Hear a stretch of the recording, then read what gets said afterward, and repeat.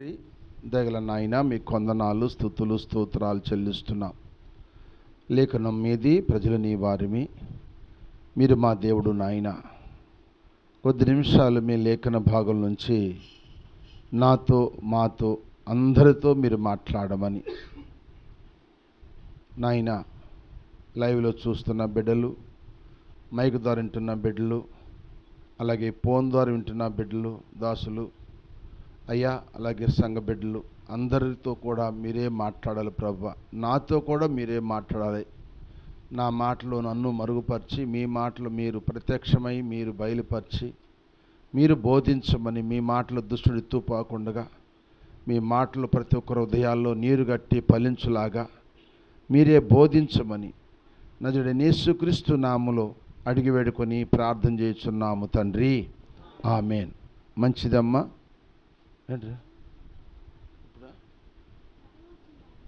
వెళ్తావా బిడ్డకు నాయన జ్వరము, దగ్గు, జలుబు ఏసై నామలు విడుదలై పోవునుగా. బిడ్డ సంపూర్ణ స్వస్థ ఈ యొక్క దీకాలం వచ్చి మంచి సాక్షి చెప్పిన బిడ్డగా చేయను. మంచిది. ఈ పరమిత గ్రంథములో మనము ఒక వారంలో ఒక విషయాన్ని చెప్పుకున్నాం. నా ప్రాణేశ్వరి నీ పెదవులు తెనలు ఒలుగుచున్నవి కనుక నీ జివ్వ క్రింద మధుక్షీరములు కలవు అనే విషయాన్ని మనము ఒకసారి మీకు తెలియజేశాను. ఇక్కడ మనకు పరిశుద్ధ గ్రంథంలో ముగ్గురు స్త్రీలు కనపడతారు. ఒకటి బబులోను స్త్రీలు, రెండోది యెరూషలేము స్త్రీలు, మూడవది సియోను స్త్రీలు. అంటే సియోను కుమార్తెలు, యెరూషలేము కుమార్తెలు, బబులోను కుమార్తెలు. ఈ ముగ్గురు విషయంలో ఇక్కడ అంటున్నాడు ప్రాణేశ్వరి, నా ప్రాణేశ్వరి అంటున్నాడు. అంటే ప్రాణేశ్వరి అంటే ఆయన మనను తన ప్రాణం పెట్టినంతగా మనని ప్రేమించాడు. యేసయ్య మనలను ప్రాణం పెట్టినంతగా ఆయన మనలను ప్రేమించాడు కనుక, ఆయన ప్రేమించాడు కనుక నా ప్రాణేశ్వరి అన్నాడు. ఈ ప్రాణేశ్వరిలో మొదటి మాట నీ పెదవుల్లో తేనెలు రుచున్నవి. ఇప్పుడు ఈ తేనె అనే మాట మీకు చెప్పలేదు, కానీ ఇక్కడ మీకు చెప్పిన విషయం ఏంటంటే నీ జిహ్వ కింద, జిహ్వ అనే మాటకు అర్థం ఏంటంటే నాలుక. ఈ నాలుకతో మోసం చేసేది ఎవరంటే బబులోను కుమార్తెలు అని మీకు వాక్యం తెలియజేశాను. హల్లెలూయా. నాలుక అంటే జిహ్వ, జిహ్వ అంటే నాలుక. ఈ నాలుగుతో మోసం చేసేది ఎవరంటే బబులోను కుమార్తెలు, అంటే లోకస్తులు. అంటే వారు లోకస్తులు, పాపంలో ఉన్నవారు గనక, పాపులు గనక వారు మోసం చేస్తారనే వర్తమానం విన్నాం. ఇవాళ రెండవది ఏంటంటే, రెండో మాట ఏంటంటే క్షీరము. క్షీరము, మధు అట్టి పెట్టాలి. మధు క్షీరము అన్నాడు కదా. నీ జిహ్వ కింద మధు క్షీరములు కలవన్నాడు. మధు క్షీరములు, మధు అనే మాటకు అర్థం ఏంటంటే తేనె, క్షీరం అనే మాటకు అర్థం ఏంటంటే పాలు.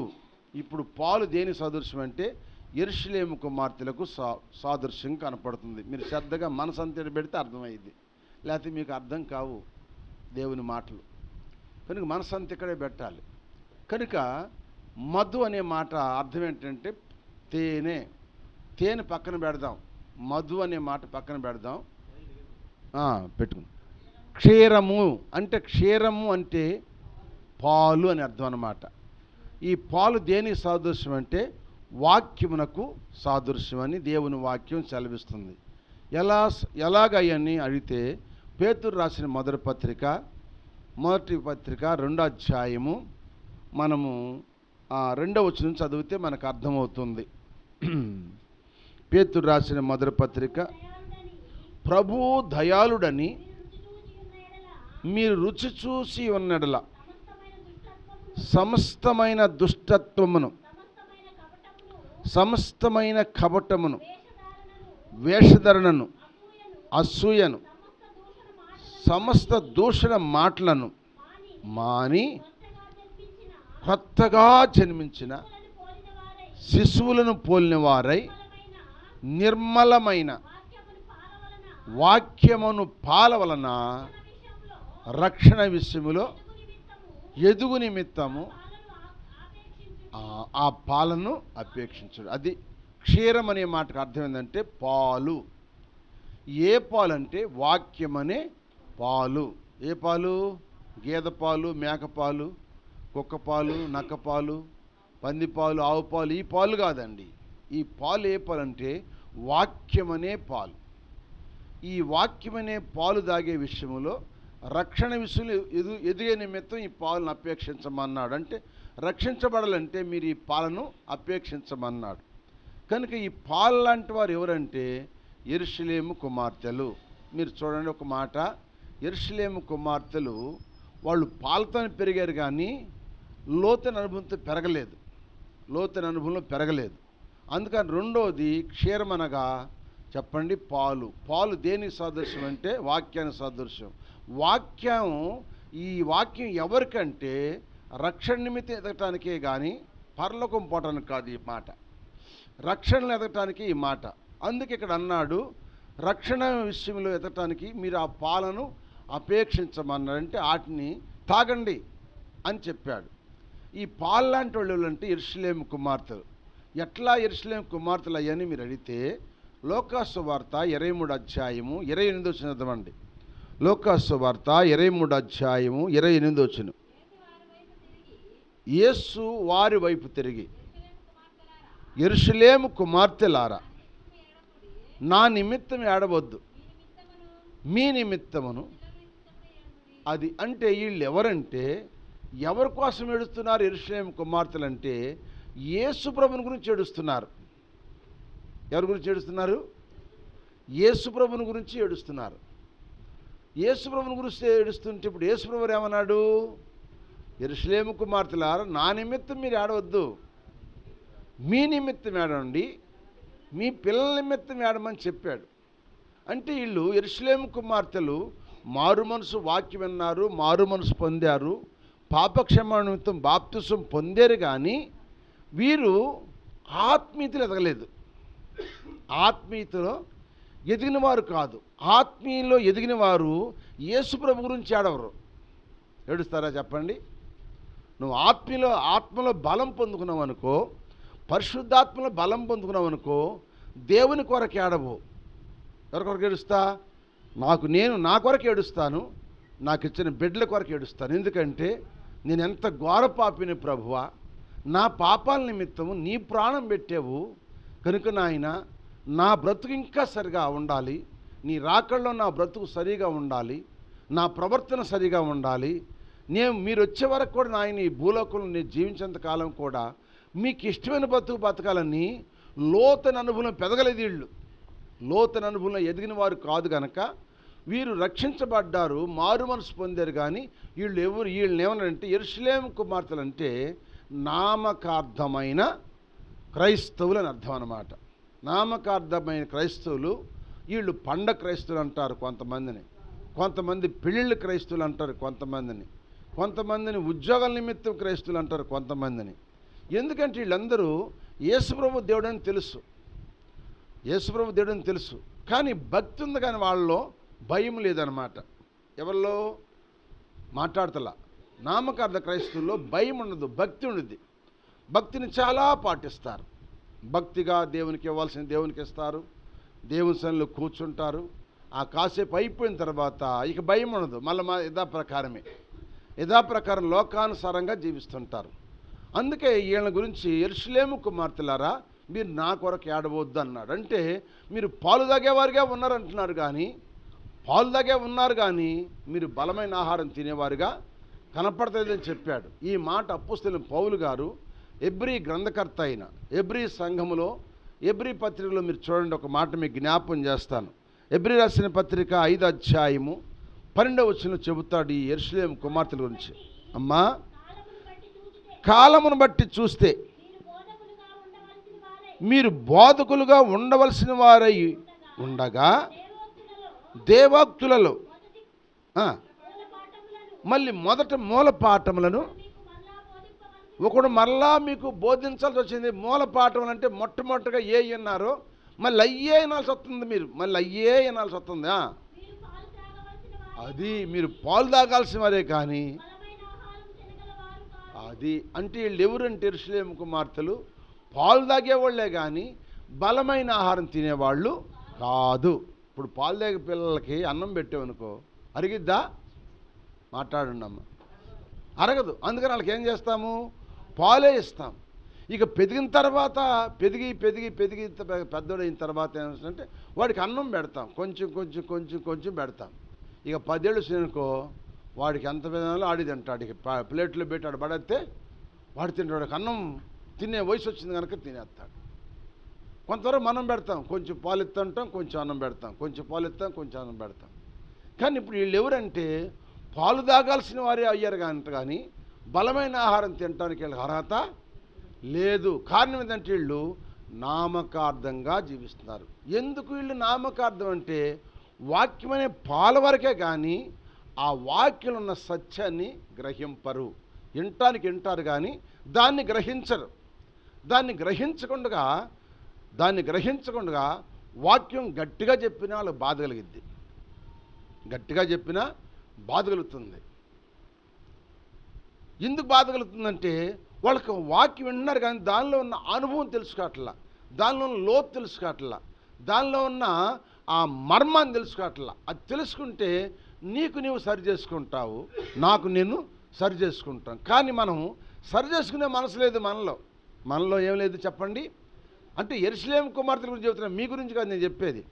యెరూషలేము కుమార్తెలు ఏంటంటే సరి చేసుకునే మనసు లేదు, కానీ ఇతరుల మీద ఏలుబెట్టి చూపే మనసు ఉంది కానీ వాళ్ళు సరి చేసుకునే మనసు లేదు. అందుకే దైవజనుడు పౌలు గారు అంటాడు, అసలు కాలాన్ని బట్టి చూస్తే మీరు బాధకులు అవ్వాలయ్యా, మీరు బాధకులు అవ్వాలమ్మా. కానీ మీరు పాలు తాగాల్సిన వారుగానే ఉన్నారు కానీ ఆ దేవోక్తుల్లో మొట్టమొదటిగా పలికిన మూల పాఠాలు మళ్ళీ మీకు చెప్పాల్సి వస్తుంది. మూల పాఠాలు అంటే ఏంటి?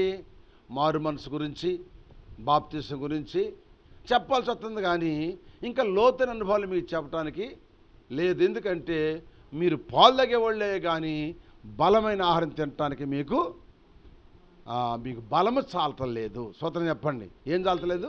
బలము చాలతలేదు. బలమైన ఆహారం పెట్టేమనుకో చచ్చిపోతారు అంతే. బలమైన ఆహారం పెడితే ఏమవుతారు చెప్పండి? చెప్పండి? ఆ బలమైన ఆహారం తినలేక తట్టుకోలేక ఏమవుతారంటే వాళ్ళు ఇక సంఘం వదిలిపెట్టి వెళ్ళిపోతారు అంతే. సంఘాన్ని వదిలిపెట్టి వెళ్ళిపోతారు.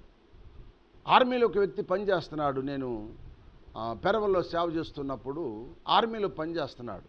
నేను అక్కడ దేవుని వాక్యం అందిస్తూ కన్ను గురించి చెప్పాను. అక్కడ అంశం కంటి గురించి చెప్పినప్పుడు ఆ వర్తమానం విని అంతకుముందు చక్కగా వచ్చిన ఆయన, వారం వచ్చిన ఆయన ఈ అంశం ఎప్పుడే చెప్పానో దాన్ని వదిలేసిన ఆ రోజుని ఇక వారం రాట్లా. ఏంటో ఈ కుర్రవాడు రావట్లేదు, చాలా ఆసక్తిగా ఉన్నాడు, చాలా ఆసక్తి వస్తున్నాడు, ఇప్పుడు ఎందుకు రావట్లేదని చెప్పి ఒక రోజు ఇంటికి వెళ్ళి ఆయన అడిగాను, బాబు రావట్లేదేంటి?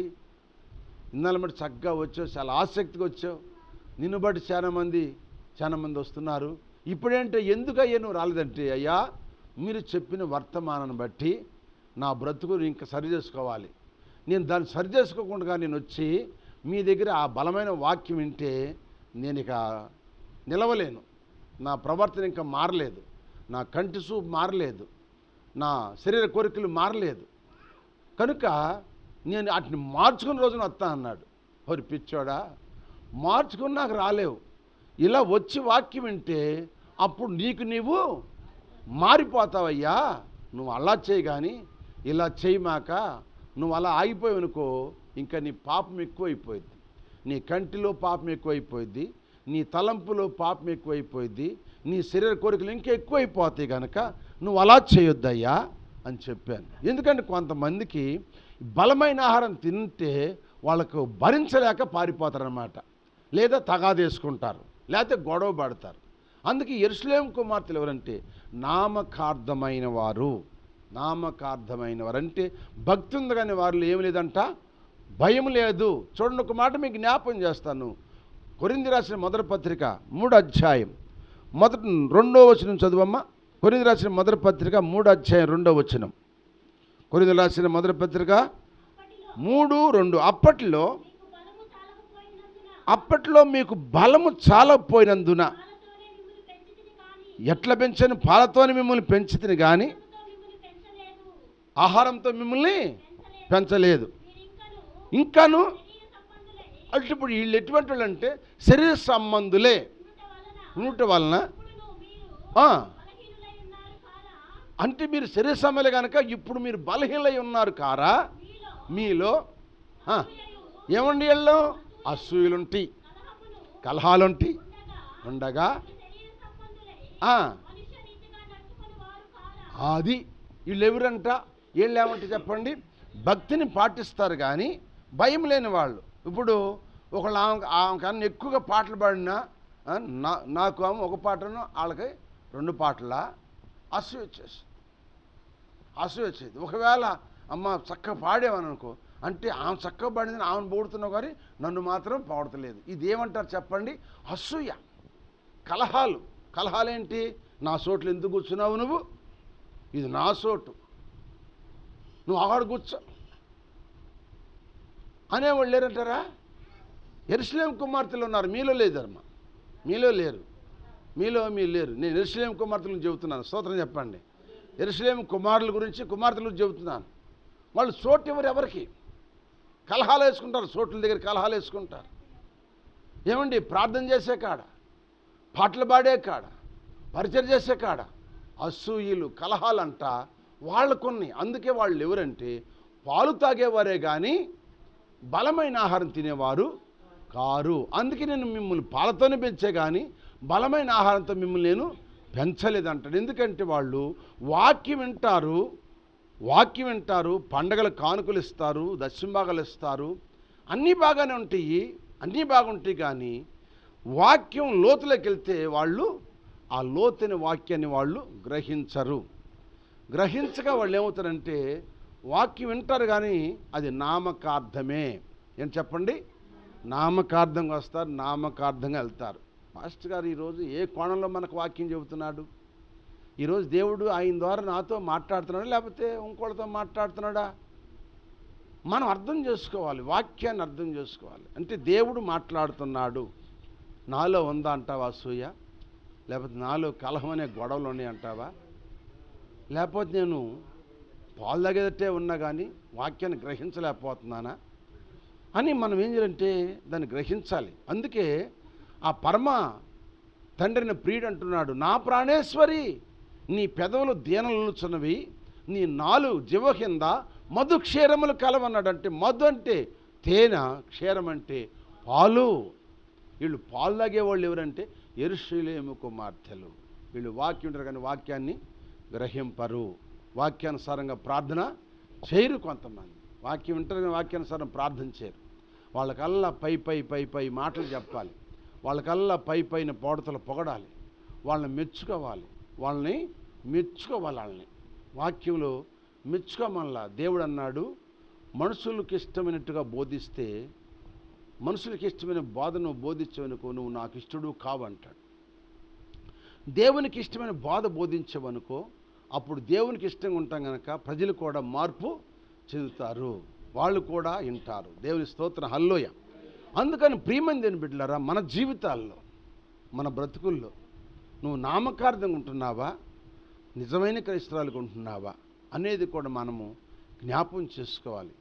అందుకే క్షీరము అనగా పాలు, ఇంకా పాలు తాగే అనుభవం ఉండమా, ఇంకా నీకు బాప్తిసం గురించి, ఇంకా నీకు మూల పాఠాలు ఎప్పుడా మారు మనసు, బాప్తిసం, ఆ కుంటోడి గురించి, ఆ గుడ్డోడి గురించి, రక్తస్రావ రోగి గురించి, లేకపోతే ఆళ్ళ గురించి, ఏళ్ళ గురించి, ఆ ఇజ్జియా గురించి, ఆళ్ళ గురించి, ఏళ్ళ గురించి, ఈ రోగాల గురించి, అప్పుల గురించి చెప్పటం కాదు వాక్యం.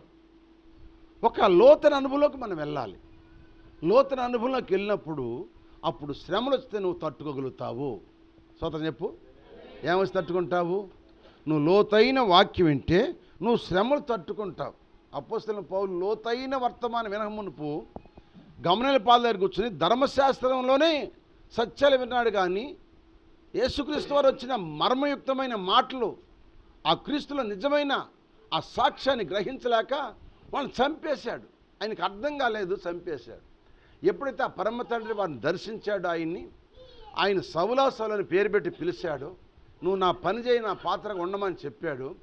అది చూసిన తర్వాత అసలు రహస్యం ఏంటో, అసలు సత్యం ఏంటో అప్పుడు తెలుసుకుని ఆయన కొరకు అంటాడు, బ్రతుకుట క్రీస్తే, సావైతే నాకు లాభం అన్నాడు. స్తోత్రం చెప్పండి. ఏమన్నాడు? లాభం అన్నాడు, కానీ మేలు కాదు, లాభం. హల్లెలూయా. ఏంటంట? లాభం. ఫిలిప్పీ రాసిన పత్రిక మొట్టమొదటి అధ్యాయం 22 వచ్చిందనమాట. బ్రతుకుంటే క్రీస్తే, సావు అయితే నాకు లాభం. లాభం అంటే ఎందుకనంటే అటువరకు ఈ గ్రహింపు లేదు, ఈ సత్యం తెలవలేదు. అప్పుడు ఆయన ధర్మశాస్త్ర ఉపదేశుడైన గమనేల దగ్గర నేర్చుకున్నాడు, కానీ సత్యం తెలవదు ఆయనకి. అర్థం తెలియక అనేకులు చంపేశాడు. అది తెలుసుకున్న దేవుడు ఇతనికి అర్థం కాకే చంపాడు కనుక ఇతను నేను డైరెక్ట్గా ఆయనతో మాటలు చెప్పి దేవుడు మాట్లాడాడు. అప్పుడు మాట్లాడిన తర్వాత అప్పుడు సత్యం తెలుసుకుని, ఆ పరలోక మర్మాన్ని తెలుసుకుని, ఆయన ద్వారానే మార్గం, ఆయన ద్వారానే సత్యం, ఆయన ద్వారా జీవం తెలుసుకుని ఆ యేసుక్రీస్తు సువార్తను ప్రపంచం అంతట్లో ఆయన బోధించాడు. దేవుని స్తోత్రం. హల్లెలూయా. ప్రపంచంలో 3 ఖండాలు బోధించాడంట ఆయన సువార్త. 3 ఖండాలు సువార్త బోధించాడు. మంచి సువార్తికుడు ఆయన సువార్తికుడు. అంతగా బోధించాడంట ఆయన. హల్లెలూయా. ప్రియమైన దేవుని బిడ్డలారా, ఆ సత్యం తెలుసుకోవాలి మనం. ఆ సత్యాన్ని మనం తెలుసుకోకపోతే యెరూషలేము కుమార్తెలతో సమానమే. అంటే నువ్వు నామకార్థమైన క్రైస్తవు. నీలో అసూయ ఉంటే నామకార్థం, నీలో అసూయ ఉంటే యెరూషలేము కుమార్తె, నీలో కలహం ఉంటే యెరూషలేము కుమార్తె, నీలో కక్ష ఉంటే యెరూషలేము కుమారుడివి. హల్లెలూయా. అందుకే నా ప్రాణేశ్వరి, నీ పెదవులు తేనెలుచున్నవి, నీ జిహ్వ క్రింద మధుక్షోరములు అంటే పాలు ప్రవహిస్తున్నాయి. పాలు మంచిది. పాలు తాగే వయసులో పాలు తాగాలి, అన్నం తినే వయసులో అన్నం తినపోతే ఏమైపోతాం? ఎదగలేం. అందుకే పరమేతల 8వ అధ్యాయం అంటాడు, మాకు ఒక చిన్న చెల్లి ఉంది, దానికి వివాహం చేద్దామంటే వయసు రాట్లా. వివాహకాలం వచ్చినప్పుడు మేమేం చేయాలి అంటే వయసు రాట్లా. ఎంత చూసినా వయసు రాట్లా. ఎన్నేళ్ళు ఉంచినా కూడా చెల్లికి ఏమని రావట్లేదంట, వయసు రాట్లా. 20 ఏళ్ళు చూసినా వయసు రాట్లా, 30 ఏళ్ళు చూసినా వయసు రాట్లా. వయసు వస్తేనే కదా పెళ్లి చేసేది. వయసు రావటం అంటే చెల్లికి పెళ్లి చేయాలంటే ఆడపిల్లకి ఏం జరిగితే పెళ్లి చేస్తారు? ఆ పిల్లకి ఏం జరిగితే పెళ్లి చేస్తారు? మెచ్యూర్ అయితే పెళ్లి చేస్తారు. మెచ్యూర్ అవ్వకపోతే ఇక అట్ట ఉండిపోవటమే. అట్టగే ఆ పల్లింపు లేకపోతే ఆ పిల్లకి మనం పెళ్ళట చేయలేము. అలాగే యేసుక్రీస్తు వారు పరమ తండ్రి ఆయన పెళ్లి కుమారుడికి వచ్చినప్పుడు సంఘము మెచ్యూర్ అవ్వకపోతే పెళ్లి కుమారుడు పెళ్లికి బనిరాదు. స్తోత్రం చెప్పండి. అప్పుడు మనం బనిరాం. మనందరం మెచ్యూర్ అవ్వలేదు కనుక. మనం మెచ్యూర్ అవ్వలేదు అంటే మనం పెద్ద పిల్లలు అవ్వలేదు. పెద్ద పిల్ల అయితే పెళ్లి చేసుకుంటాడు, పెద్ద పిల్ల కాకపోతే పెళ్ళి చేసుకోడు కనుక ఇప్పుడు నువ్వు పెద్ద పిల్ల అవ్వాలి, కానీ పిల్లగా ఉండకూడదు. దేవుని స్తోత్రం. హల్లెలూయా. వీళ్ళు ఎవరంటే యెరూషలేము కుమార్తెలు. అందుకే యెరూషలేము కుమార్తెల గురించి చెప్పాడు అనమాట ఈ మాటలు. హల్లెలూయా. అందుకే యెరూషలేము కుమార్తెలారా, నా కొరకు ఏడవద్దు, మీ కొరకు ఏడవండి, మీ బిడ్డల కొరకు ఏడవండి. అర్థమైంది? ఒకసారి స్తోత్రం చెప్పండి. ఈనాడు చాలామంది ప్రభు కోసం ఏడ్చేవాళ్ళు లేరు, యేసుప్రభు కోసం ఏడ్చేవాళ్ళు లేరు. యేసుప్రభు వారు ఏమన్నాడు? ఏడవద్దన్నాడా ఏడమన్నాడా? చాలామంది 40 దినాలు ఎడుతారు, తర్వాత ఏడవరు. 40 దినాలు మాత్రం ఖచ్చితంగా ఎడుతారు. ఆ తర్వాత ఏడు చెప్పని లేదు. అసలు ఎప్పుడు ఆయన మన కొరకు ప్రాణం పెట్టాడు కనుక, ఆయన మన బ్రతుకు సరి చేయడానికి వచ్చాడు కనుక మనం ఆయన సంధిలో మన ప్రవర్తన సరిగా ఉందా లేదని మనం ఏడ్చుకోవాలి. మనం ఏడ్చుకుని, అయ్యా నా స్థితి ఎట్టుంది, నా బిడ్డల స్థితి ఎట్టుంది, నా బిడ్డలు మాట వింటలేదు, నా బిడ్డల ప్రవర్తన బాగలేదు, నా భార్య ప్రవర్తన బాగలేదు, లేకపోతే నా ప్రవర్తన బాగలేదని ఒప్పుకుని నువ్వు పశ్చాత్తాపడి దేవుని కలిగి ఉంటే తప్పక దేవుడిని పట్ల కార్యమును చేస్తాడు. అందుకని క్షీరం అనగా పాలు దేనికి సాదృశ్యం అంటే యెరూషలేము కుమార్తెలకు సాధు. వీళ్ళు ఎవరంటే నామకార్థమైన క్రైస్తవులు. వీళ్ళు ఎదగని వారు అన్నమాట. ఇప్పుడు మూడోది ఎవరంటే సియోను కుమార్తెలు. స్తోత్రం చెప్పండి.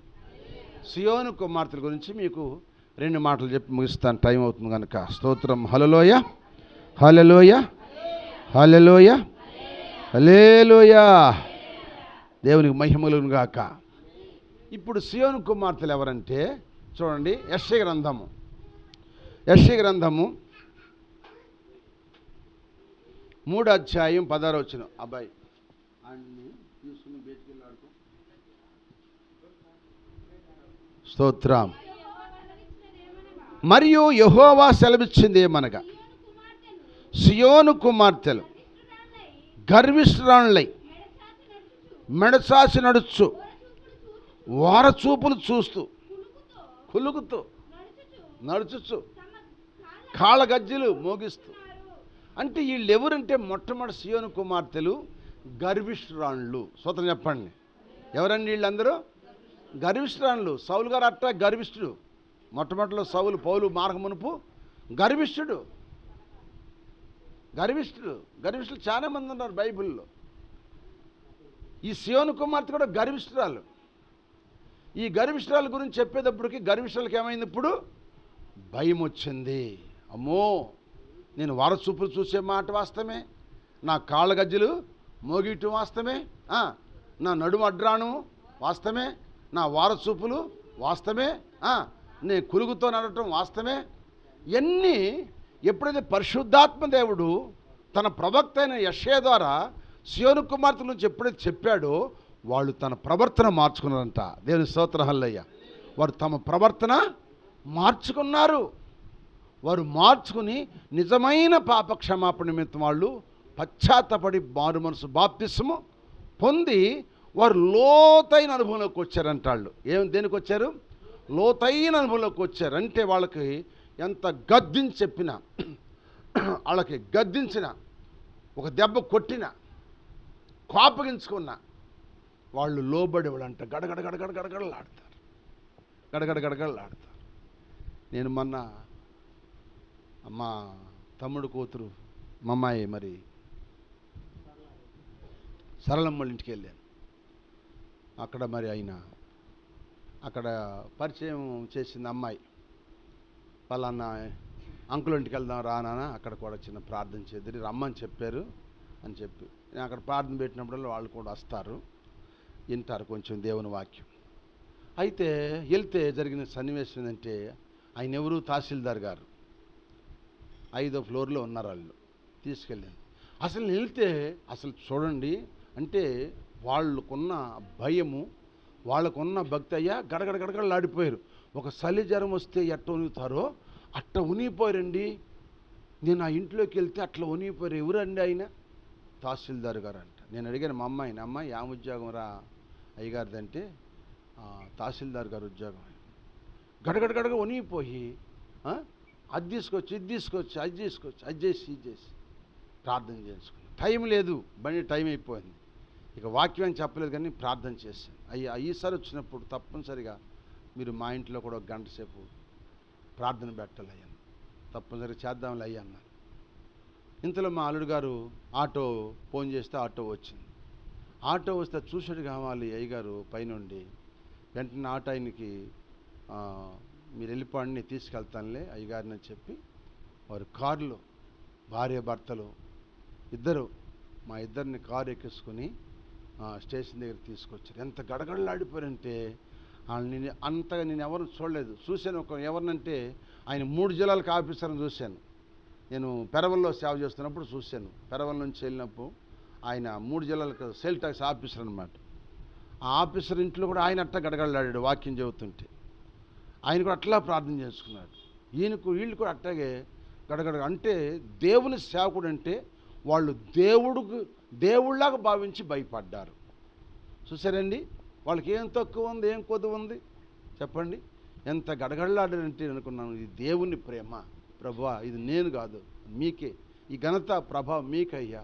వారెక్కడా మేమెక్కడ, వాళ్ళతో మేమేంటి నాయన, చూడు నాయన వాళ్ళని దీవించు ప్రభు అని ప్రార్థన చేశాను. హల్లెలూయా. ఎందుకంటే సియోను కుమార్తెలు వారు భయముతో ఉంటారు, భక్తే ఉంటారు. ఆయన కూడా ఒకప్పుడు లోదర సంఘమేనంట. అసలు లెక్క చేసాడు కదంట లోదర సంఘానికి. పండగని టక్ వేసుకుని టై వేసుకుని బాగా వెళ్ళి కాసేపు తర్వాత మళ్ళీ డ్రింక్ అయ్యి అన్ని రంగాలు ఉండేవాడంట. ఆయన ఏసన్న గారు వర్తమానము, గండిగుంట రాజబాబు గారు ఆ వాళ్ళ మట్టి మార్పు చెందాడంట నాకు చెప్పాడు. హల్లెలూయా. ప్రియమందిని బిడ్డలారా, అయ్యా మీరు చెబుతుంటే మాకు ఇంకా వినబుద్ధి వస్తుంది అన్నట్టుగా చెప్పారు. ఎందుకు చెబుతున్నట్టు ఈ మాటలు? సియోను కుమార్తెలు ఒకప్పుడు గర్విష్ఠురాళ్ళే, కానీ ఆ గర్వాన్ని గురించి దేవుడు ఎప్పుడైతే తన ప్రవక్త ద్వారా మాట్లాడాడో, వారు అందాని బదులు వాత పెడతా అన్నాడు, వాడి జడల బదులు గుండు చేస్తా అన్నాడు, వారు ఏమండి వారు ప్రశస్త వస్త్రాలకి గోని పట్ట కడతా అన్నాడు, వారు ఏంటి రాసుకునేది తైలానికి బదులు బురద రాస్తా అన్నాడు. ఇవన్నీ చెప్పేటప్పటికి వాళ్ళకి భయం వేసింది కనుక వాళ్ళు సియోను కుమార్తెలు ఇప్పుడు మార్పు చెందారు. స్తోత్రం చెప్పండి. సియోను కుమార్తెలు మార్పు చెందిన మధు అనగా తేనె. ఈ తేనె కలిగిన వారే సియోను కుమార్తెలు కనుక ఇప్పుడు ప్రభు యేసుక్రీస్తు అంటున్నాడు, నా ప్రాణేశ్వరి నీ పెదవుల కింద తేనె వెలుగుచున్నది. అంటే తేనె ఎక్కడుందంటే ఎవరి దగ్గర ఉంది? ఇప్పుడు సియోను కుమార్తెల దగ్గర ఉంది. అంటే తేనెలాగా ఉన్నారంట. తేనె దేనికి సాదృశ్యం అంటే వాక్యమున సాదృశ్యం. ఒక మాట మీరు జ్ఞాపకం చేస్తాను. కీర్తన 19వ కీర్తన 10వ వచనం కూడా చూడండి. 19వ కీర్తన 10వ వచనం కూడా. అది బంగారము కంటేను, విస్తారము కంటే మేలేమి బంగారం కంటేను కోరదగినది, తేనె కంటేను జుంటె తేనె దార కంటేను మధురమైనది. దేవుని వాక్యం మధురమైనది. జుంటె తేనె దారల కన్నా యేసునామమే మధురం, యేసయ్య సన్నిధిని మరువజాలము. జుంటె తేనె దారల కన్నా యేసునామమే మధురం, యేసయ్య సన్నిధిలో జాలము. జీవిత కాలమంతా ఇంచెదా యేసయ్యని ఆరాధించెదా. జీవిత కాలమంతా ఆరాధించెదా యేసయ్యని ఆరాధించెదా. జుంటె తేనె దారల కన్నా యేసునామమే మధురం, యేసయ్య సన్నిధిని మరువజాలము. హల్లెలూయా. జుంటె తేనెల దారల కంటే మధురమైంది యేసయ్య ప్రేమ, యేసయ్య వాక్యం, యేసయ్య మాటలు. హల్లెలూయా. కనుక అందుకే సియోను కుమార్తెలు ఆ యేసయ్య మాటలు వింటా తన ప్రవర్తన మార్చుకున్న వారు గద్దించారు. అయ్యి మనదాకా నువ్వు కాళ్ళు కులుకుతూ నడిచేవి కదే, వారసములు చూసావు కదే, వారసములు చూసే గర్భిష్ఠులు జీవించావు కదా అని వాళ్ళని ఎన్నన్నా కూడా దేవుని వాక్యాన్ని భయపడి వారు ఎవరిని ఏమలేదంట, మౌనం దాల్చారంట. దేవుని స్తోత్రం. హల్లెలూయా.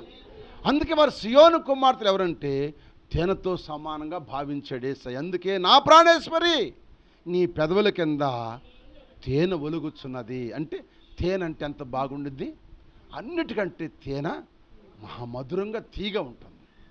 దానంత రుచి ఇంకేది ఉండదు. అంతకంటే రుచి కలిగింది దేవుని వాక్యం. అందుకే ఆయన ఆ ప్రాణ ప్రియురాల్ని వర్ణిస్తున్నాడు. అంటే ఆ కొరకే నేను ప్రాణం పెట్టాను, నా ప్రాణ ప్రియులను నేను ఎక్కువగా ప్రేమించింది. ఎందుకంటే ఆమె పెదవుల కింద ఇప్పుడు ఏముందంటే తేనె ఉంది. నీ పెదవుల కింద ఇష్టం ఉండాలా, తేనె ఉండాలా? నీ పెదవుల కింద నుప్పులు ఉండాలా, నీరుండాలా? నీ పెదవుల కింద ఏముండాలి? నీ పెదవులు జుంటు తేనెలుగా దారుల కల్లా మధురముగా ఉండాలి నీ పెదవుల నుండి వచ్చే మాటలు. హల్లెలూయా. అందుకే భక్తుడు అంటాడు, చూడండి ఒక మాట, న్యాయాధిపతుల గ్రంథం 14వ అధ్యాయం 6వ వచనం చూడండి. న్యాయాధిపతుల గ్రంథము 14వ అధ్యాయం 6వ వచనం. యెహోవా ఆత్మ అతన్ని ప్రేరేపింపగా అతని చేతిలో ఏమీ లేకపోయినాను. ఒకడు మేకపిల్లను చీల్చినట్టు అతడు దాన్ని చీల్చాను. తండ్రితో తల్లితోనూ చెప్పలేదు. అతడు అక్కడికి వెళ్ళి ఆ స్త్రీతో మాట్లాడినప్పుడు సంతుష్టి ఇష్టము కలిగాను. కొంతకాలమైన తర్వాత అతడు వచ్చుటకు మళ్ళీ వెళ్తున్నాడు. తిమ్మాత నుంచి వెళ్తున్నాడు, గాజాకి వెళ్తున్నాడు. అంటే నేను చంపేసే కదా కళేభారం, సింహాన్ని చంపే కదా, చీల్చేసే కదా, దాని కళేభారం ఎట్టుందని వెళ్ళాడంట. ఆ వైపు తిరిగినప్పుడు ఆ సింహపు కళేభారంలో తేనెటీగల గుంపును తేనె కనపడగా అతడు తినుచు వెళ్ళుచు వచ్చి వారిని ఆ, ఆ, ఆ, ఆ, ఆ, ఆ. అది అంటే ఇప్పుడు ఈ తేనె 2 రకాల్లో తేనె ఉంది. తేనెలో 2 రకాలు ఉంది. ఇప్పుడు ఈ తేనె ఎక్కడ పట్టింది? సింహపు కళేబారంలో పట్టింది. ఇప్పుడు సంసోను చేసిన పొరపాటు అన్నమాట. ఇప్పుడు నీ మీద బొబ్బరించుకుని వచ్చింది, దేవుని ఆత్మ నీ మీదకి వచ్చింది, దాన్ని చీల్చేశాడు దేవుడు. చీల్చేశాడు కనుక ఒక కుక్క పిల్లని చీల్చినట్టుగా లేకపోతే ఒక మాగ పిల్లని చీల్చి ఆ తోటలో పడేసి వెళ్ళిపోయాడు. గాజాకి వెళ్ళాడు, కొన్నాళ్ళు ఉండి అక్కడ నుంచి వచ్చేసాడు, ఇంటికి వచ్చేసాడు. ఆమె చేసుకోవడానికి ఇష్టపడాడు, వచ్చేసాడు. వచ్చి మళ్ళీ తిరిగి వెళ్తున్నాడు ఆమె చేసుకుందామని, తీసుకొద్దామని వెళ్తే జ్ఞాపకం వచ్చింది, సింహాన్ని చీల్చేసే కదా, అది ఉందా ఎట్టుందో చూద్దాం, అది మట్టి అయిపోయిందా లేకపోతే ఏదైనా జంతువులు తిన్నాయా చూద్దామని వెళ్ళాడంట. వెళ్తే దాంట్లో ఆ కళ్ళెబారం ఎండిపోయి ఉంది, ఆ ఎముకల్లో తేనె చుట్టి పట్టు ఉందంట, తేనె పట్టు. ఇప్పుడు ఏం చేయాలి? చచ్చిన కళ్ళేబారంలో తినకూడదు కదా, చచ్చిన కళ్ళేబారంలోది తినకూడదు. మనం కూడా చచ్చిన దాన్ని తినకూడదు. గొంతు గొయ్యకుండా మెడకాయ బిసి చంపిన దాన్ని తినకూడదు. చచ్చిన దాని నుంచి తినకూడదు. చచ్చిన తేనె తిన్నాడు. ఇప్పుడు చచ్చిన దాని నుంచి ఏం తిన్నాడు? తేనె తిన్నాడు. ఆ తేనె ఎత్తుకెళ్ళి ఎవడో పెట్టాడు? అమ్మ నాన్నకి పెట్టాడు. వాళ్ళకి చెప్పాలి ఈ సంగతి, చెబితే వాళ్ళు తినేవాళ్ళు కాదు. అందుకే ఆయన దెబ్బతిన్నాడు అక్కడ. ఈ తేనె మంచిది కాదు. ఏ తేనె మంచిదో మీకు జ్ఞాపకం చేస్తాను. అంటే తేనెలు 2 రకాలు ఉన్నాయన్నమాట. ఈ తేనె చచ్చిన దాని నుంచి వచ్చిన తేనె చచ్చిన దాంట్లో నుంచి వచ్చింది కనుక అది సాతాను. అది సింహం అంటే అది అపవాది నుంచి వచ్చింది. ఆ తినదాగమంటే అతని మనసంతా దెలీల మీద ఉంది, వ్యభిచారం మీద ఉంది. ఆయన మనసంతా దెలీల మీదకి పోయింది. ఆ పిచ్చి బట్టి ఆ యవనాన్ని బట్టి, ఆ పిచ్చి బట్టి ఆ సాతాను తేంద్రడు కనుక ఆ పిచ్చి బట్టి వెళ్ళి ఆ దెలీలకు తన రహస్యం అంతా చెప్పి ఆఖరికి ఏమయ్యాడు? చచ్చిపోయాడు. ఆ తేనె తినకూడదు. మనము సాతాను తేనె తినకూడదు. హల్లెలూయ, తినకూడదు. కనుక మీరు శ్రద్ధగా వినండి, మళ్ళీ మధ్య మధ్య ఈట్ చేయమాకండి. అయితే ఇప్పుడు అసలు తేనేదంటే ఇప్పుడు చెబుతానండి. ఆ తేనె తింటే మనకు ఏం కలిగిద్దో చూద్దాం. చూడండి ఒక మాట, సమూయేలు మొదటి గ్రంథం 14 అధ్యాయం 25వ వచనం. సమూయేలు మొదటి గ్రంథం 14 అధ్యాయం 25వ వచనం. అమ్మా, జనులందరూ ఒక అడవిలోకి రాగా అక్కడ నేల మీద తేనె కనపడిందంట. జనులు ఆ అడవిని తేనె కాలువ పట్టి ఉందంట. తేనె అంట అడవిలో నేల మీద పట్టి ఉందంట, కాలువెళ్ళి పట్టిందంట. జనులు ప్రమాణం బట్టి భయపడి ఒకడును కూడా చెయ్యి నోటి పెడుగుల తేనె.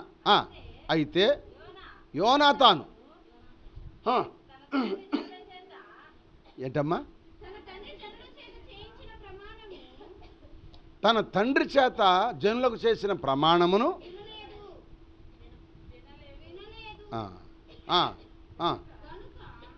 ఏం చదువుతున్నారు? కరెక్ట్ చదవండి. నువ్వు చదవమ్మా, చదువు. అయితే యోనాతాను ప్రమాణము వినలేదు గనుక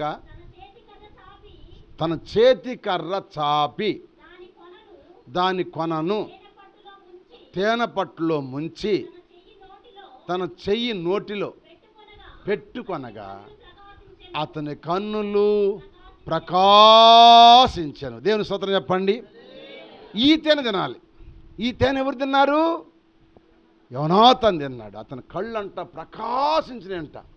అంటే గొప్ప వెలుగు ఎలా ప్రకాశిస్తుందో అలా ప్రకాశించాడంటే ఎవరు? యోనాతాను. అంటే తండ్రి ఒప్పందం చేశాడు, మనం యుద్ధం చేసే వరకు కూడా, దావీదును చంపే వరకు కూడా మనము ఏది ముట్టుకోవద్దు, ఉపవాసం ఉందామని చెప్పాడంట. ప్రమాణం చెప్పించాడంట. ఎవరి చేత? తన సైన్యం చేత. వాళ్ళు అంత ఆకలితో ఉండి కూడా ఆ తేనె పట్టిన వాళ్ళు తినలేదంట. ఈ సంగతి నీకు తెలియదు. ఎవరికి? తండ్రి చెప్పించిన ప్రమాణము తెలియదు. తెలియక ఎప్పుడైనా ఆ తేనె కర్ర ముంచాడు, ఆ కర్ర తీసుకుని నోట్లో పెట్టుకున్నాడు. ఏమైంది? ఇప్పుడు ఆ తేనె తినటం వల్ల ప్రకాశించబడ్డాడు. నీ కుటుంబం ప్రకాశించాలంటే, నీ బిడ్డలు ప్రకాశించాలంటే ఆ సియోను కుమార్తెల వలె మనం ఉండాలి. స్తోత్రం చెప్పండి. సియోను కుమార్తెలు ప్రకాశించంటే వాళ్ళు వాక్యం వింటారు, వాళ్ళు అసూయ లేదు, వాళ్ళలో కలహం లేదు, వాళ్ళలో గుద్దులాటుకోవటం లేదు, వాళ్ళలో పోటాట్లు లేవు, వాళ్ళలో ఏమండి ఎటువంటి లేవు కనుక వాళ్ళు సియోను కుమార్తెలు అయ్యారు. స్తోత్రం చెప్పండి. ఆ సియోను కుమార్తెల గురించే యేసయ్య చెబుతున్నాడు, నా ప్రాణేశ్వరి నీ పెదవుల కింద తేనెలూచున్నది. అంటే వాళ్ళు ప్రకాశిస్తున్నారు. ఇప్పుడు నువ్వు ప్రకాశిస్తావా, లేకపోతే నువ్వు నామకార్థ క్రైస్తవులుగా ఉంటావా? చెప్పాలి. ప్రకాశించాలి, నువ్వు ప్రకాశించేదానిగా ఉండాలి. నువ్వు ప్రకాశిస్తే నీ ఇల్లు అంతా వెలిగే. స్తోత్రం చెప్పండి. ఇప్పుడు ఇంట్లో దీపం ఎవరు? ఇల్లాలే. ఇల్లాలు ఇంట్లో ఉందంటే దీపం వెలిగిద్ది. ఇంట్లో ఇల్లాలు లేకపోతే దీపం వెలిగిద్ది సందకాడా? ఎందుకని అనదు? ఇల్లాలు లేదు కనుక. భర్త ఉన్నాడు కంటే భర్త ఎప్పుడు వస్తాడు? 7 వస్తాడు, 8కి 9కి వస్తాడు. అదే ఇల్లాలు ఇంట్లో ఉంటే సందకాడ 6కే దీపం వెలిగిద్ది. అందుకే ఒక దీపం వెలిగితే ఆ ఇల్లంతా ఎట్ట ప్రకాశిస్తుందో, నీవు కూడా సియోను కుమార్తెలాగా నీ పెదవుల కింద తేనెలిగినట్టుగా ఆ జుంటె తేనెల కంటే మధురమైన వాక్యమును నువ్వు అనుభవించి, నువ్వు కష్టాలు వచ్చినా, శ్రమలు వచ్చినా, నిందలు వచ్చినా, బాధలు వచ్చినా, ఇరుకులు వచ్చినా, అప్పులున్నా, వ్యాధులున్నా, ఎన్ని ఉన్నా దేవుని వాక్యాన్ని విని గ్రహించి, ఆ గ్రహించిన లోతైన అనుభవాన్ని బట్టి నువ్వు నడుచుకున్నట్లయితే దేవుడు నిన్ను సియోను కుమార్తెలాగా నీ కుటుంబాన్ని ప్రకాశింపచేయునుగాక. అందుకే యేసుప్రభువు వారు చెప్పిన ఉపమానం మీకు అర్థమైంది లేదు? ఆ మత్తయి సువార్త 20వ అధ్యాయంలో అక్కడ 10 మంది కన్యకలు ఉన్నారు. ఎంతమంది ఉన్నారు? 10 మంది కన్యకలు ఉన్నారు.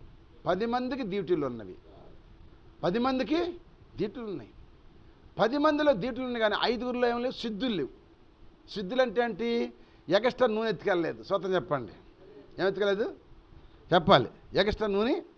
ఇప్పుడు నేను ఏదైనా ఊరు వెళ్తున్నాను అనుకో, ప్రయాణం అయ్యి ఏం చేస్తాను? నేను నీళ్లు పెట్టుకెళ్తాను. ఎందుకు? ఈ నీళ్లు ఉంటే కాస్త నాకు దప్పికి జరుగుతాయి.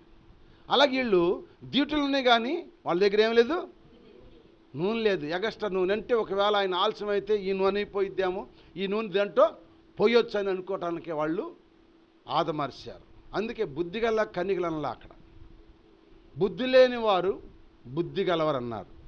బుద్ధి లేని కన్యకలు 5 యెరూషలేము కుమార్తెలు, బుద్ధిగల కన్యకలు సియోను కుమార్తెలు. వాళ్ళు ఎత్తబడ్డారు, వీళ్ళు. అందుకే నీవు కూడా దేవుని వాక్యం వింటున్నావు, లోతైన అనుభవంలోకి వస్తున్నప్పుడు, నీకు వాక్యం చెప్పినప్పుడు, నిన్ను గద్దించినప్పుడు, నువ్వు రాలేదు ఎందుకు రాదని గద్దించినప్పుడు, నా మంచికే నా ఆత్మీయ తండ్రి గద్దించాడని నువ్వు అనుకుంటే నువ్వు ఆశ్రయించబడతావు. నువ్వు దాన్ని ఏరాపార్థంగా చేసుకుని ఎందుకు ఆయన దగ్గరికి వెళ్ళాల్సింది, ఏం పొద్దుకు ఆయన చదివిస్తున్నది అని నువ్వు ఇంకోసారికి వెళ్ళామనుకో, నీ బ్రతుకు అట్టగా తిరుగుతూ ఉంటావు. తిరుగుడు కోడి వెళ్ళి అక్కడ తిరుగుతూ ఉంటావు. అంతే, నీ బ్రతుకు ఎక్కడన్నా మారదు. ఎందుకంటే నీ ప్రవర్తన సరి చేసుకో ముందు. నన్ను ఎందుకు అంటున్నాడంటే నా ప్రవర్తన సరిలేకపోవటం అంటున్నాడు. నా ప్రవర్తన సరి ఉంటే నేను అన్నాడు కదా, నేను ఆ వాక్యాన్ని లోబడితే నాకే మంచిది కదా అని నువ్వు ఎప్పుడైతే అనుకుంటావో నువ్వు సియోను కుమార్తెలాగా ఉందువుగాక. ఆ సియోను కుమార్తెని పొగుడుతున్నాడు మన ప్రియుడైన పరమతండ్రైన యేసుప్రభు అయిన పెళ్లి కుమారుడు. ఏమని పొగుడుతున్నాడు? నా ప్రాణేశ్వరి నీ పెదల కింద తేనె ఒలుగుచున్నది అన్నాడు. స్తోత్రం చెప్పండి. అదే మధు. ఆ తేనె వలకాలి. నువ్వు సియోను కుమార్తెలాగా ఉండాలి, కానీ యెరూషలేము కుమార్తెలాగా ఉండొద్దు, లోకస్తుల కుమార్తెలాగా ఉండొద్దు. స్తోత్రం చెప్పండి. ఒకప్పుడు మనతో లోకస్తుల కుమార్తెలమే, అంటే మనము బబులోను కుమార్తెలం, అంటే పాపులం ఒకప్పుడు. అవునా కాదా? మాట్లాడతలా. మనందరం పాపులం ఒకప్పుడు. పాపులం ఎన్నెన్నో చేశాం. అది పాపుల గుంపు, అది బబులోను కుమార్తెలు. రెండోది యెరూషలేము కుమార్తెలు. అంటే మనం వాక్యం విన్నాం, మారు మనసు పొందాం, బాప్తిసం పొందాం, దేవుళ్ళు కొనసాగుతున్నాం, కానీ మన క్రియలు మాట్లాడలేదు. మన క్రియలు, మన పద్ధతులు, మన ఆచారాలు, మన అలవాట్లు మారట్లేదు. మారుతున్నాయా? మారతల్లా. మారినప్పుడు నువ్వు సియోను కుమార్తె. నువ్వు మారదనుకో యెరూషలేము కుమార్తెలు. మనలో కలహాలు, తగాదాలు, గొడవలు ఉంటే మనం అందరం యెరూషలేము. మనం ఎత్తబడంగా వాళ్ళు ఎడబడ్డారు కదా 5, మళ్ళీ పరిగెత్తుకుంటూ పోయారు నూనె కోసం. పరిగెత్తుకుంటూ పోయి తెచ్చినా కూడా తలుపు వేయబడింది. ఎత్తబడి గుంపులు ఉంటావా, విడబడి గుంపులు ఉంటావా? ఈ సియోను కుమార్తెలు ఒకప్పుడు గర్విష్ఠులే, కానీ వాళ్ళ గురించి దేవుడు గద్దిని చెప్పి మీకు ఇట్లా వాత పెడతాను, మీ అందానికి వాత పెడతాను, మీ నండెత్తిని గుండు చేస్తాను, మీ గొడ్రాల బదులు తాడు కడతాను, మీ పససవసల బదులు నీకు గోని పట్ట కడతాను, నీ బురద రాస్తానని చెప్పి ఎప్పుడైతే దేవుడు గద్దించాడో సియోను కుమార్తెలు లోబడి ఆయన మాటకు విధేయత కలిగి వారు తమ ప్రవర్తన మార్చుకున్నారు. హల్లెలూయా. అందుకే సియోను గురించి భక్తుడు పాట రాశాడు. సియోనులో స్థిరమైన పునాది నీవు, నీ మీదే నా జీవితము అమర్చుచున్నావు, నీ మీదే నా జీవితము అమర్చుచున్నావు. సియోనులో స్థిరమైన పునాది నీవు, సూర్యుడు లేని చంద్రుడు లేని చీకటి రాత్రులు లేనే లేని, సూర్యుడు లేని చంద్రుడు లేని చీకటి రాత్రులు లేనే లేని, ఆ దివ్య నగరులో కాంతులను విరాజిమ్మెదవా నా యేసయ్యా, ఆ దివ్య నగరులో కాంతులను విరాజిమ్మెదవా నా యేసయ్యా. సియోనులో స్థిరమైన పునాది నీవు, నీ మీదే నా జీవితము అమర్చుచున్నావు, నీ మీదే నా జీవితము అమర్చు. సియోనులో స్థిరమైన పునాది. ఆఖరి వచనం, సంఘ ప్రతిరూపము పరమ యెరూషలేము, సంఘ ప్రతిరూపము పరమ యెరూషలేము, సౌందర్య సియోనులో నీ మనోహరమైన ముఖము దర్శింతును, సౌందర్య సియోనులో నీ మనోహరమైన ముఖము దర్శింతును, నీతోనే నా నివాసము నిత్యము ఆనందమే, నీతోనే నా నివాసము నిత్యము ఆనందమే. సియోనులో స్థిరమైన పునాది నీవు. ప్రార్థన చేసుకుందాం.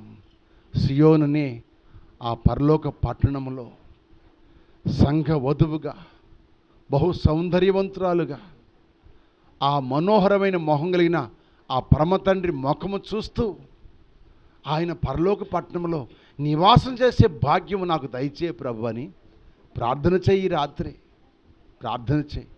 నిజమే ప్రభువా, నేను బబులోను కుమార్తె వలె, యెరూషలేము కుమార్తె వలె కాక సియోను కుమార్తె వలె ఉండటానికి గొప్ప మర్మైన ఒక మాటను పరమగీతాల నుంచి నాతో మాట్లాడేవు ప్రభువా. పరమగీతాల గ్రంథంలో ప్రియుడైన యేసుక్రీస్తు వారు తన సంఘమైన ప్రియురాలను అంటున్నాడు, నా ప్రాణేశ్వరి నీ పెదవుల కింద తేనె ఒలుగుచుంది, నీ జిహ్వ కింద మధు క్షీరములు కలవన్నా. జిహ్వ అనగా నాలుక, నాలుగుతో మోసం చేసిన వారు బబులోను కన్యకలయ్యా. క్షీరం అనగా పాలు అయ్యా. పాలు లాంటి వాక్యం భుజించరు కానీ బలమైన ఆహారం తినలేకపోయారు యెరూషలేము కుమార్తెలు. అందుకే వారిలో సొనుగుళ్ళు గొనుగుళ్ళు, అయ్యా అనేక ఉన్నాయి ప్రభా. అయితే మధు అని తేనె ఒలుగుచున్న సియోను కుమార్తె ప్రభా, వారు దేవునికి భయపడ్డారు, దేవుని సేవకులు భయపడ్డారు, గడగడ గడగడ వణికారు గనక వారు ప్రభువా తండ్రి ఆ సియోనికి ఎత్తబడ్డారు ప్రభువా.